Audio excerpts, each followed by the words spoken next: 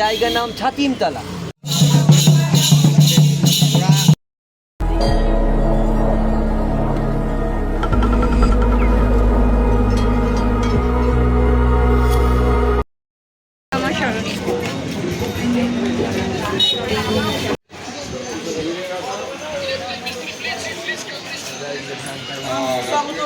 কিছু আছে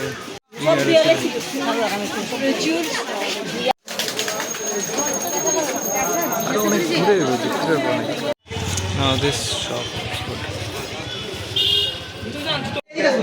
পূজার লিগা সব নেওয়া হয়ে গেছে আর লাল ফুল বাগেরা সব নিয়ে নিয়েছি।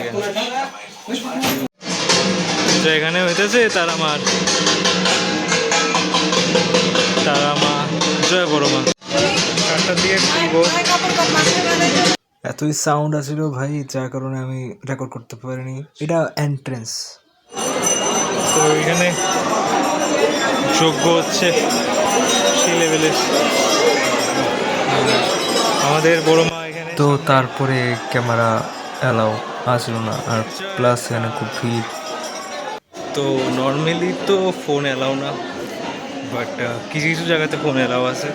যতটুকু অ্যালাউ আছে ততটুকু দেখালাম। আমার সাজেশন এটাই যে like if you want to feel best then present here physically. Day 2 of the journey, আজকের টার্গেট কি দেখা যাবে।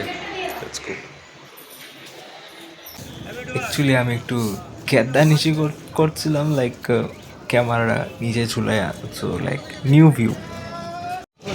সকাল সকাল কুছ ऐसा भी আজকে সকাল একটু ডিফারেন্ট, कुछ शाम में ऐसे भी।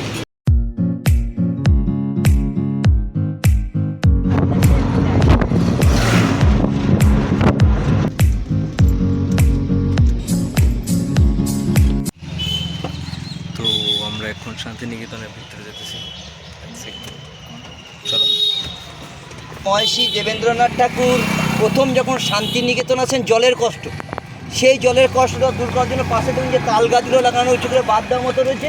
এখানে 1866 সালে রবীন্দ্রনাথ ঠাকুরের বাবা একটা পুকুর কাটান, যে পুকুরটির নাম রেখেছিলেন তাল পুকুর। সেই তাল পুকুরের মাটিগুলোকে নিয়ে এখানে উঁচু করে একটা বেদি তৈরি করা হয়, যে বেদির মধ্যে ওপরে বসে রবীন্দ্রনাথ ঠাকুরের বাবা সূর্য অস্ত এবং সূর্য উদয়ের সময় এখানে বসে ঈশ্বর উপাসনা করতেন। যদি ব্রাহ্ম সমাজের লোক ছিলেন, কোনো মূর্তি পুজো করতেন না, সেই জন্য প্রতিদিন সূর্য অস্ত্র এবং সূর্য উদয়ের সময় এখানে বসে ঈশ্বর উপাসনা করতেন। আসার পর এখান থেকে 4 কিলোমিটার দূরে একটা নদী আছে, যে নদীকে কেন্দ্র করে একটা কবিতা লেখা আছে, আমাদের ছোট নদী চলা কে বাকে বৈশাখ মাসে যার হাঁটু জল থাকে। এই গাছটা 150 বছর পুকুর যেটা বললাম আপনাদেরকে, এইরকম তাল গাছ দিয়ে ঘেরা উঁচু করে বাদ দেওয়া আছে। এই তাল পুকুর কিন্তু এখন আর নেই, তাল পুকুরটা বন্ধ হয়ে গেছে। জরুর রবীন্দ্রনাথ ঠাকুরের কাছে এসেছিলেন, এই পুকুরকে কেন্দ্র করে একটা কবিতা লেখা আছে, যেটা লিচুচোর, যেটা বাবুদের তাল পুকুরে বাবুদের ডাল পুকুরে, এই সেই বাবুদের তাল পুকুর। এই মাটির বাড়িগুলোর নাম হচ্ছে, দুটো মাটির বাড়ি আছে, একটা টালির বাড়ি আছে। এই টালির বাড়ি এবং মাটির বাড়িতে বসে 3টে গল্পের বই লিখেছিলেন, দেহুলি, গোড়া এবং চোখের বাড়ি। এবং রবীন্দ্রনাথ ঠাকুরের স্ত্রী ভেবেছিলেন, তখন কিন্তু পড়াশোনার যুগ ছিল না, সেই রবীন্দ্রনাথ ঠাকুরের স্ত্রী ভেবেছিলেন যে গ্রামগঞ্জের কিছু ছেলে মেয়েদেরকে নিয়ে একটা পাঠশালা শুরু করবে। সেই পাঠশালাটা শুরু করার আগে ওনার স্ত্রী মারা যায়, যেটা গাছের তলায় এখনই পর্যন্ত খেলাধুলা হয় বলে পাঠভবন। আর উনি শাল গাছ নিজে লাগিয়ে শাল জায়গাটার নাম দিয়েছেন শালবীথি। যখন রবীন্দ্রনাথ ঠাকুর খুব মন খারাপ করে যখন একা এই রাস্তায় হাঁটা যাতায়াত করতেন, তখন এই রাস্তায় রবীন্দ্রনাথ ঠাকুর একটা গানও করতেন, যেটা যদি ডাক শুনে তোর কেউ না আসে তবে একলা চলো রে, সেই রাস্তায় উপন্যাস বলাকা নামে। আর এটা যেটা 22টা ভাষা নেই, যে নার্সারিতে ক্লাস 11, 12 অবধি গাছের তলায় পড়াশুনো, তারপরে বিশ্বভারতী ইউনিভার্সিটিতে 22টা ভাষা, 22টা ভাষার লাইব্রেরি। এটা বিশ্বভারতী, হ্যাঁ 22টা ভাষার লাইব্রেরি। শুধু বিশ্বভারতী অনলি স্টুডেন্টদের জন্য, বাইরে কেউ স্টুডেন্টদের জন্য অ্যালাউ নেই।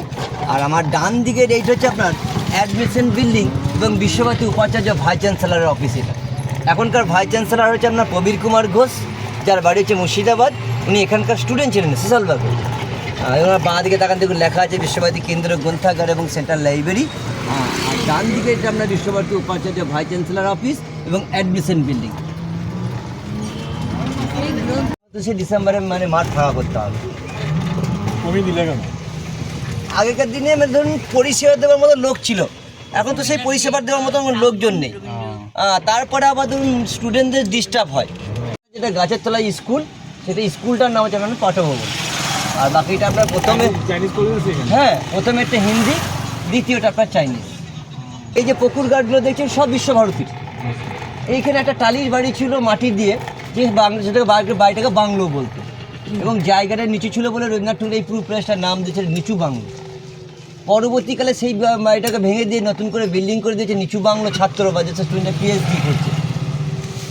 আর হ্যাঁ, আর যেমন ছোটো ছোটো আপনার পাখির মতন দেখছেন না, এটা সব বালি হাঁস দেখছেন না, এটা সব বিশ্বভারতীর। না, ভর্তি করতে না, প্রথম ইউনিভার্সিটির ভাইস চ্যান্সেলর হয়েছিলেন। তখনকার দিনে এইসব জায়গাগুলো বছরে 50 টাকা হিসাবে 999 বছর করে লিজ দেওয়া হয়েছে। এখানে পুরো জায়গাটার নাম হচ্ছে গুরুপল্লী। ওরা সব প্রফেসর মাস্টারমশাইদের কোয়ার্টার, মাস্টারমশাই গুরুজনরা থাকেন বলে জায়গাটার নাম হচ্ছে গুরুপল্লী। যেটা বিশ্বভারতী করা আছে, বিশ্বভারতী মেডিকেল চিফ যখন চেঞ্জ হয়ে অন্য কেউ হবে সেই বাংলাতেই থাকতে পাবে, কিন্তু বাড়িটার নাম অলকাপুর, SS দেননাথ মেডিকেল চিফ অফিসার। আর এই যেমন দাওয়ালের মধ্যে কিছু যে কাজগুলো করা আছে না, এটা শান্তিনিকেতনের পুরনো ঐতিহ্য কাজ। এই দেখুন, এটা ছাতিমতলা, এই যে ছাতিমতলা আঁকা আছে। এটা অন্ধ মানুষ, যেরকম বিনোদ বিহারী ছিলেন, অন্ধ হয়ে মূর্তি তৈরি করতেন। আমার ডান দিকের এটার না ভাষা বিভাগ, সেন্টার ফর এন্ডেঞ্জার ল্যাঙ্গুয়েজ। যেসব ভাষাগুলো প্রায় লুপ্ত ভাষা, যেসব ভাষাগুলো হারিয়ে যাচ্ছে, সেসব ভাষাগুলো নতুন করে শেখানো হচ্ছে। এই মাঠে হতো বিশ্বভারতী সেই বসন্ত উৎসব দোল খেলা। এটা বছর মানে কি আপনার কয়েক বছর দোল কিন্তু মানে হচ্ছে, কিন্তু মানে বাইরের টুরিস্টদেরকে ঢুকতে দিচ্ছে না। বাইরের টুরিস্টদের কিছু এসে মানে স্টুডেন্টদের সঙ্গে নোংরামি করলে, মেয়েদের সঙ্গে, তখন থেকে বন্ধ করে দিয়েছে। রবি বিথান একটা করে গানের বইয়ের নাম। এখন এই বাড়ির মধ্যে রবীন্দ্রসঙ্গীত নিয়ে গবেষণা করা হয়, যেটা রবীন্দ্রসঙ্গীত যারা মাস্টার ডিগ্রি করছে তাদের গবেষণা কেন্দ্র।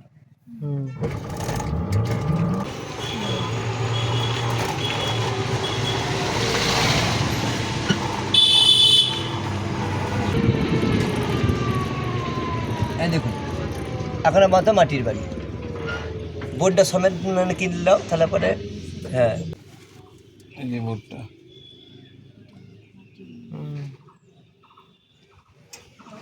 আপনার পরিবারের যেসব বংশধর এলে পরে এখানে এই বাড়িতেই থাকেন।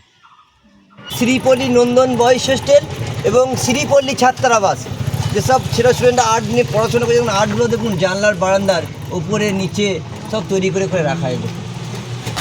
সব একটা হাতের কাজ দেখুন, সব তৈরি করে সব রাখা আছে। তো স্টুডেন্ট হাতের কাজ কিন্তু এগুলো। তখনকার দিনে লিজ দিয়েছেন 999 বছর, বছরে 50 টাকা। বাড়ি, যার বাড়ির নাম হচ্ছে আপনার অমর্ত্য সেনের বাড়ি। এটা এই বাঁ দিকের এই বাড়িটা, হ্যাঁ দেখুন লেখা আছে প্রতীচি এবং এটি সেন। ওনার বাবার নাম হচ্ছে আতুত্য সেন, আর অমর্ত্য সেনের প্রথম নাম হচ্ছে বাবলু সেন, আর রবীন্দ্রনাথ ঠাকুরের দেওয়ার নাম হচ্ছে অমর্ত্য সেন। অমর্ত্য সেন যখনই শান্তিনিকেতনে আসেন এই বাড়িতে সেই থাকে। জায়গা নেই ঝামেলা, হ্যাঁ এই জায়গাটা নেই, এই বিদ্যুৎ চক্রবর্তী না। এদিকে বাংলাদেশে কিন্তু প্রচুর হ্যাঁ থেকে শুরু করে প্রচুর বাংলাদেশে দিয়েছে, কিন্তু এখানে বিশ্বভারতীর জন্য একটু জায়গা নিয়ে উনি লড়াই করেছেন। ওনার এত বড় সম্মান না, যেহেতু ওনাকে মানে কি এমনি ওনাকে অপমান করা হয়েছিল না, হ্যাঁ সেই জন্য মানে কি উনি মন করলে পরে ওর অর্ধেক জায়গা ছেড়ে কোনো ব্যাপার ছিল না, কিন্তু ওনাকে অপমান করেছিলেন। ওনাকে বলেছিলেন আপনি নোবেল পাননি।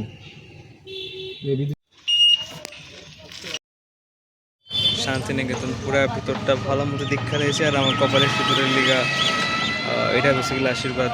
তো কী করতে আমার কাল কিন্তু সিঁদুর নাই, লাল হয়ে রয়েছে। কেরে যারা জানে তারা জানে, কেরে আমার গাল লাল। আর ওনার সব জামাই যাতে ছোটো মেয়ের জামাইটা বেশি বদমাশি ছিল, ওই জন্য রবীন্দ্রনাথ ঠাকুর ওনার ছোটো মেয়েকে বেশি ভালোবাসতেন। ওনার ছোটো মেয়ে মারা যাওয়ার পর রবীন্দ্রনাথ ঠাকুর ওনার ছোটো মেয়ের নামে এই বাড়িতে বসে মালঞ্চ, যে গল্পের কাব্যগ্রন্থটা এই বাড়িতে বসে লেখা। বাড়িটার নাম মালঞ্চ, মেয়ের নাম মীরা দেবী। ওটা বরফের হয়, এটি ইডলি তৈরি করেছে স্টুডেন্টরা। আমার ডান দিকের এইটা তো নন্দন কলা টিকিট। রবি ঠাকুরের ব্যবহৃত জিনিস এখনো উত্তরায়ণে আছে। হয় 10 টাকা হবে স্টুডেন্ট কার্ড দেখালে, আর স্টুডেন্ট ছাড়া যদি হয় তাহলে 100 টাকা টিকিট কিনে ঢুকতে হবে। জায়গার নাম হচ্ছে আপনার ছাতিমতলা। ছাতিমতলা। হ্যাঁ, শান্তিনিকেতনের এবং বিশ্বভারতী বিশ্ববিদ্যালয়ের জন্মস্থান, জায়গার নাম ছাতিমতলা। রবীন্দ্রনাথ ঠাকুরের বাবার বন্ধু ছিলেন এখানকার রাজা ভুবনমোহন সিংহ পরিবার। তো রবীন্দ্রনাথ ঠাকুরের বাবা ছিলেন এক মহর্ষি। সেই রবীন্দ্রনাথ ঠাকুরের বাবাকে একটা নেমন্তন্নপত্র করেছিলেন। সেই নেমন্তন্নপত্র সম্মান রাখার জন্যে কলকাতার জোড়াসাঁকো বাড়ি থেকে জলপথে রওনা হয়ে তারাপীঠে উঠেছিলেন বামাচরণের সঙ্গে দেখা করার জন্য। উনি ওনাকে বলেছিলেন যে বাবা, আমি তো বহু জায়গা ভ্রমণ করে বেড়াই, তো কোনো জায়গাতেই শান্তি পাইনি, আপনি কি বলতে পারেন যে কোনো জায়গায় গেলে একটু শান্তি পাবো? বলছে আপনি যে ভবনে বেরিয়েছেন এসেছেন যান, নিশ্চয়ই শান্তি পাবেন। ওনার কথা মতো শুনে পালকির পথ ধরেছিলেন, যে পালকিকে কেন্দ্র করে সত্যেন্দ্র দত্ত একটা কবিতা লেখায়, পালকি চলে গগন চলে আগুন জ্বলে। তো ছাতিম গাছ থেকে পালকিটা নামে বিশ্রাম করার পর ওনার মনের আনন্দ, আত্মার শান্তি পেলেন। তখন রবীন্দ্রনাথ ঠাকুরের বাবা এখানে বসে বসে ভাবনা চিন্তা করেন, এই জায়গা যদি আমাকে কেউ একটু দিত, একটা ব্রাহ্ম সমাজের আশ্রম গড়ে তুলতাম। সেই চিন্তা ভাবনা করার পর রাজার কাছে গিয়ে বলেন, বন্ধু আমি ছাতিম গাছের তলায় বিশ্রাম, সেই জায়গাটা কার? তখন সেই রাজা বলেন যে বন্ধু, ওই জায়গা আমার জমিদারের মধ্যেই পড়ছে, আপনার যদি প্রয়োজন হয় তাহলে আপনি নিতে পারেন, কোনো টাকা পয়সা লাগবে না। তো রবি ঠাকুরের বাবা বলেছেন, ব্রাহ্ম সমাজের লোক বন্ধু, কারো বিনামূল্যে সম্পত্তি নিন এবং নেব না। তখনকার দিনে 1 টাকা মূল্য দিয়ে 20 বিঘে জায়গা কিনে উনি শান্তিনিকেতন আশ্রম শুরু করলেন এখান থেকে। এবং পরবর্তীকালে রবীন্দ্রনাথ ঠাকুর এই গাছের গোড়া থেকে বিশ্ববিদ্যালয় করেন বলে এই জায়গাটার নাম হলো শান্তিনিকেতন বিশ্বভারতী। এই বাড়িতে ওঠার পর রবীন্দ্রনাথ ঠাকুর এই বাড়িতে বসে 80% গীতাঞ্জলি বই উনি এই বাড়িতে বসে রেখেছিলেন, যেটা 1913 নভেম্বর ওই নভেম্বর। ওপরে তাকান গির্জার মতো লাগছে না? ডান দিকটা মসজিদ আর পেছন দিকটা মন্দির। আর এখানে সংস্কৃত ভাষায় বাংলায় লেখা আছে, দেখুন যে তোমরা কোনো মূর্তি পুজো করেন না, এখনো বন্ধু সরস্বতী পুজো কোনো মূর্তি পুজো করতে পারি না। সেই জন্য লেখা আছে একো মে বা দ্বিতীয়াং, এক বিন্দু দ্বিতীয় না, ঈশ্বর একটাই। নিচের লাইনটা লেখা আছে আনন্দ রূপং মৃতং যদি ভাই, আনন্দ রূপে মন থেকে চাইলে যদি ঘরে বসে ঈশ্বরকে ডেকে, মানে ঈশ্বরকে মন থেকে ঘর থেকে দেখা যায়, তাহলে ঘরে বসে ঈশ্বরকে পাওয়া যায়, তাতে মন্দির মসজিদ গিয়ে যাবার কোনো দরকার পড়ে না। ঘরের ছাউনি বাড়ির মিডিলে তাল গাছ, তাল গাছটা কেন্দ্র করে বাড়িটার নাম দেয় তাল ধ্বজ বা তালক ধ্বজ। এই বাড়িতে বসবাস করে গেছে রবীন্দ্রনাথ ঠাকুরের আমলে এক মাস্টারমশাই, যার নাম হচ্ছে তেজেশচন্দ্র সেন। যে গাছের তলায় পাঠভবনের প্রথম মাস্টারমশাই, যার নাম ছিল তেজেশচন্দ্র সেন। এই বাড়ি এবং মাস্টারমশাই কেন্দ্রে কবিতা লেখা আছে, তাল গাছ এক পায়ে দাঁড়িয়ে সব গাছের উকিমা রাখাছে, এই বাড়ি এবং মাস্টারমশাই কেন্দ্রে কবিতা লেখা আছে। আর গরুদেরকে চৌবাচ্চা জল খেয়ে দিতেন, আর মাওদেরকে বসে এখানে বিশ্রাম করাতেন, খোলাগুড় জল খাওয়াতেন, প্রতীকদের পান্তটা মেটাতেন বলে জায়গার নাম হচ্ছে পান্তশালা। এটা আসতো পুরো শান্তিনিকেতনের টোর, আর আমি সবটা পার্ট করতে পারছি না, কিছু পার্টে একটু কাটটা আসতো, আর কিছু পার্ট দিতে পারছি। আর এখানে শান্তিনিকেতন হাট একটা, যেখানে অনেকটি জিনিস পাওয়া যায়, তো দেখা যাক কী কী পাওয়া যায়।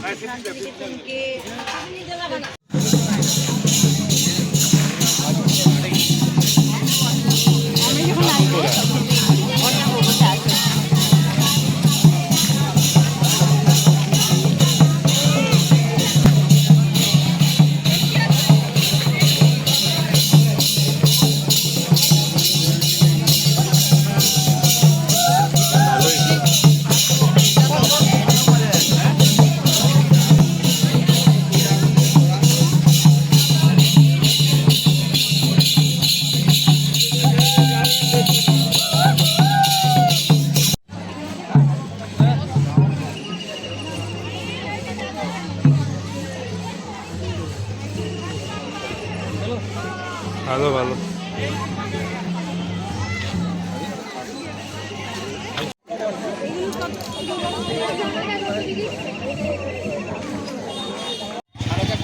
আরে ভালো ভিড় হয় ভাই, শোনার সময় আরও বেশি ভিড় হয়, এখন ভিড়টা অনেক কম আছে, বাট দেখা মনে হয় না ভিড় কম, এই অবস্থা। View is good. তো hey guys, welcome back to my channel say DKB the ব্লগিং। বেসিক্যালি আজকে ব্লগটা এমনই ছিল, এখন কামিং টু অ্যান এন্ড।